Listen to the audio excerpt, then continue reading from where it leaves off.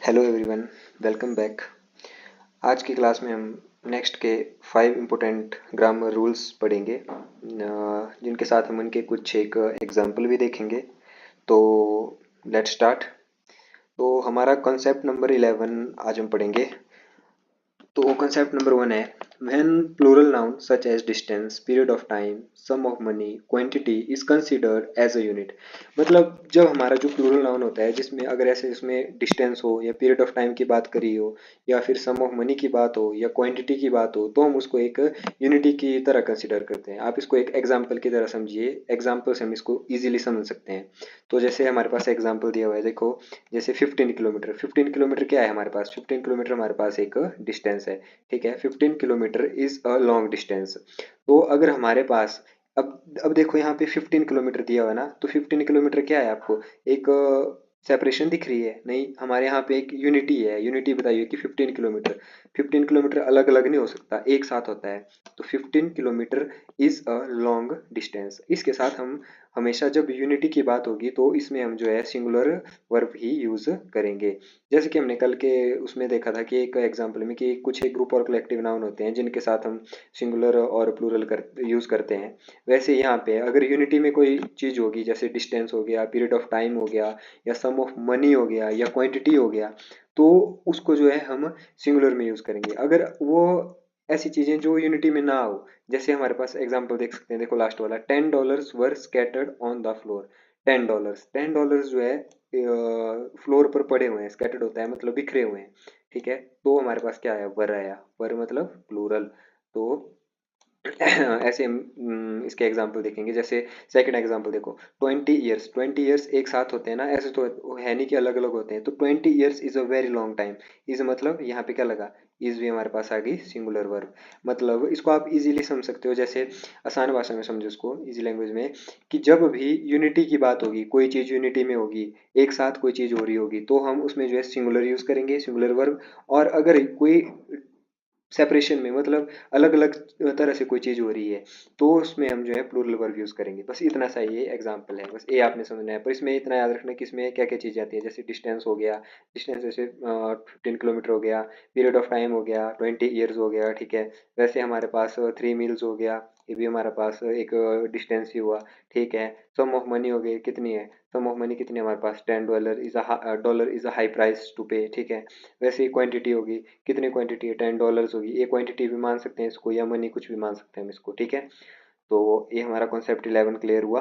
अब हम कॉन्सेप्ट 12 की तरफ चलते हैं। ठीक है, तो कॉन्सेप्ट 12 क्या बोलता है हमारे पास? थोड़ा जूम इन रखते हैं इसको। ठीक है, इधर ऐसे ही ठीक है। तो कॉन्सेप्ट 12 ये हमारे पास एक इम्पोर्टेंट रूल है, इसमें ये भी हमारे एग्जाम्स में बार बार आता है।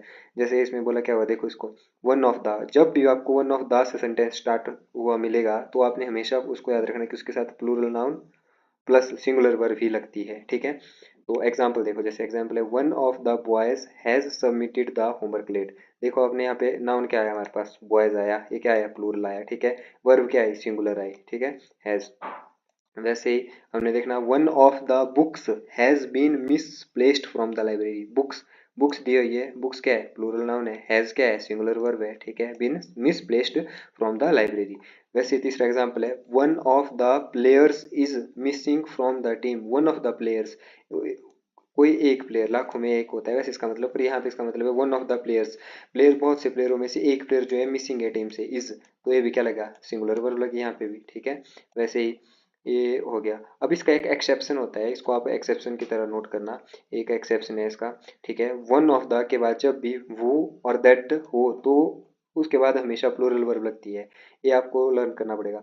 जैसे वन ऑफ द के बाद वो होगा, तो वो या दैट कुछ भी होगा, तो उसमें हमेशा प्लूरल वर्ब भी लगती है। एग्जाम्पल देख सकते हैं, देखो, she is the one of the best athlete that have ever represented this country.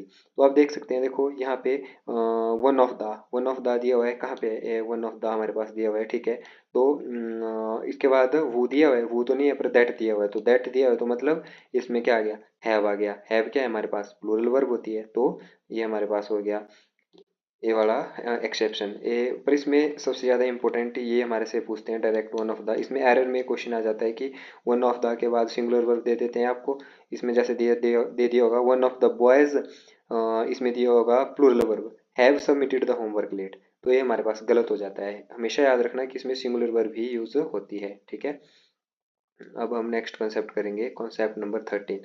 Concept number 13 क्या है? सिंस और फॉर। ये तो बहुत से बच्चों को पहले से ही क्लियर होगा, बहुत से बच्चों ने पढ़ा भी होगा, पर इसको हम फिर भी यहाँ पे एक बार फिर से ऐसे रिवाइज करेंगे इसको, इस कॉन्सेप्ट को हम। इसमें क्या बोला हुआ है? सिंस। सिंस कहाँ यूज होता है? तो सिंस हमारा यूज होता है जहाँ पे पॉइंट ऑफ टाइम की बात करी हो। पॉइंट ऑफ टाइम मतलब देखो, जैसे एग्जाम्पल से समझो, I have been studying since morning. मैं कब से पढ़ रहा हूँ? सिंस मतलब सुबह से, सिंस तो पॉइंट ऑफ टाइम हो रहा है ना, कब से मतलब सिंस, मतलब तब सिंस आया जब भी हमारे पास कब का आंसर मिल रहा हो। देखो जैसे I have been studying morning, कब से आंसर हमारे को मिलना हो, जैसे I have been studying morning, morning कब से? सिंस। ऐसा नहीं होगा फॉर तो लिख नहीं सकते, I have been studying for morning ऐसा तो हो नहीं सकता। वो हमारे पास ऐसा ही होगा, I have been studying since morning, ठीक है। वैसे we have lived here since, कब से हम रह रहे हैं यहाँ पे? सिंस 2010, मतलब कब से का जब भी आंसर मिलेगा तो हम उसमें हमेशा सिंस ही लगाएंगे। वैसे ही फॉर हो गया, फॉर का है टाइम पीरियड के लिए, मतलब पीरियड ऑफ टाइम के लिए यूज होता है कि कितने समय से वो वहाँ पे रह रहे हैं या कितने समय से वो जो है वेट कर रहे हैं। जैसे एग्जाम्पल देखो, I have been studying for, कब से स्टडी कर रहा हूँ? 2 आवर से, ठीक है। We have lived here dash dash 10 year, कब से रह रहे हैं? फॉर 10 साल से रह रहे हैं, ठीक है। ये आपका कॉन्सेप्ट नंबर 13 क्लियर हो गया। और अब हम कॉन्सेप्ट नंबर 13, अब हम 14 की तरफ चलते हैं। तो इसको हम थोड़ा जूम आउट कर देते हैं यहाँ से, ठीक है। कॉन्सेप्ट 14, कॉन्सेप्ट 14 क्या बोलता है? It's versus it's. ये हमारा इट्स वर्सेस इट्स, एक इट्स ये होता है, एक इट्स ये होता है। तो इसमें आप जो है इट्स ए वाला पोसेसिव होता है, इसका मतलब इट इज होता है। इसमें आपने ये जो इट्स है ना, इसमें कॉमा नहीं लगेगा यहाँ पे, इसको आप कट कर सकते हो। इसमें इट्स ऐसे सिंपल ही होगा, इट्स ये कनेक्टेड होगा इससे, इट्स यहाँ पे भी ये नहीं होगा। इसको आप कट कर देना, ऐसे इट्स होगा, ठीक है। इट्स इट्स तब लगता है जब पोसेसिव की बात हो, जैसे वो चीज़ मेरी है, इट्स इट्स माई थिंग, या कुछ ऐसे बोल सकते हो। जैसे आप बोलते हो दिस इज माई कार, आप अपना हक जता रहे होते हैं, तो इट्स का मतलब ही हक जताना होता है, ठीक है। इस वाले इट्स का मतलब जिसमें आपका कॉमा नहीं लगा होता, ठीक है। और ए वाला होता है इट्स, इसका मतलब होता है इट इज। अब इसको एग्जाम्पल से देखो आप, it's a beautiful day outside, मतलब इट्स, तो इसमें कौन सा इट्स लगा? इट्स में लगा इट्स। ऐसा तो लिख नहीं सकते इट्स, इट्स मेरा ब्यूटीफुल डे था बाहर, ये तो गलत हो गया हमारे पास एग्जाम्पल ही, ठीक है। इसमें हम क्या लिखेंगे? इसमें लिखेंगे इट इज, इसमें ये होगा it is a beautiful day outside. वैसे द कैट लिक्ड इट्स पॉ, मतलब कैट के खुद के पॉ होते हैं पंजे, मतलब लिक्ड, लिक्ड करना होता है, जैसे लिक्ड को बोल सकते हैं आप चाटना। द कैट लिक्ड इट्स पॉ, ठीक है, पंजों को अपने को चाट रही थी। तो इट्स यहाँ पे क्या है? उसके खुद के हैं, तो हमारे पास क्या है? पोजेसिवनेस है, ठीक है, तो पोजेसिव आ गया, ठीक है। वैसे ही I don't think it's going to rain today, it's, अब आप इट्स पोजेसिव तो नहीं लिख सकते, इट इज ही होगा इसमें, ठीक है, तो इट इज होगा। तो आप इस कॉन्सेप्ट को एक बार फिर से देख लेना, अगर आपको समझ नहीं लगा हो वीडियो को पीछे स्किप करके। वैसे अब हम नेक्स्ट कॉन्सेप्ट 15 करेंगे, मैनी और मैनी, मैनी विथ्स मैनी ऑफ। ये कॉन्सेप्ट भी हमारा एग्जाम में बहुत इंपॉर्टेंट है, मतलब इसको भी एग्जामिनर का बोल सकते हैं, फेवरेट ही बोल सकते हैं, ये भी आता है। जैसे मैनी के साथ हमेशा सिंगुलर नाउन और सिंगुलर ही वर्ब लगती है, ठीक है। और जो आपका मैनी ऑफ है उसके साथ हमेशा प्लूरल नाउन और प्लूरल ही वर्ब लगती है। इसमें आप एग्जांपल देख सकते हैं, जैसे देखो नीचे, मैनी स्टूडेंट हैज़ फेल्ड, ठीक है। नेक्स्ट हो गया आपका many of the students have failed. देखो मैनी ऑफ आया इधर ना, मैनी ऑफ आ गया, ठीक है, तो हमारे पास क्या है? ये देखो प्लूरल नाउन आ गया, ठीक है, और प्लूरल ही वर्ब आ गई मैनी ऑफ के बाद। वैसे ही मैनी है, मैनी आ गया, ठीक है। उसके बाद हमारे पास नाउन क्या आया? सिंगुलर आ गया, स्टूडेंट आ गया, ठीक है। एज क्या आ गया हमारे पास? सिंगुलर वर्ब आ गई, ठीक है, और फेल्ड, ये हो गया हमारे पास, ठीक है। और इसके एग्जाम्पल ऐसे इसको और भी लिख सकते हैं, जैसे मैनी बॉयज हैज पास्ड ऐसा लिख सकते हैं। Many a boy has passed, ठीक है, ये हो सकता है। वैसे इसका हो सकता है many of the boys have passed, ऐसा भी लिख सकते हैं इसमें। या इसमें आप कुछ भी एग्जांपल ऐड कर सकते हैं अपनी मर्जी से।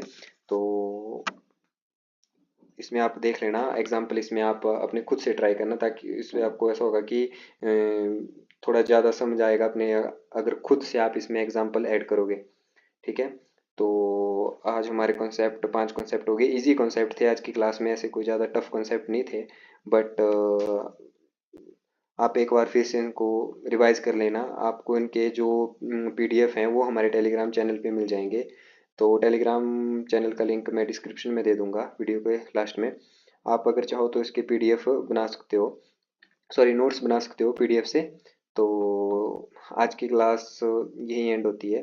अगर आपको एक 5 ग्रामर रूल्स हेल्पफुल लगे हो तो वीडियो को लाइक शेयर और सब्सक्राइब जरूर करें। अब मिलते हैं नेक्स्ट क्लास में। Thank you so much.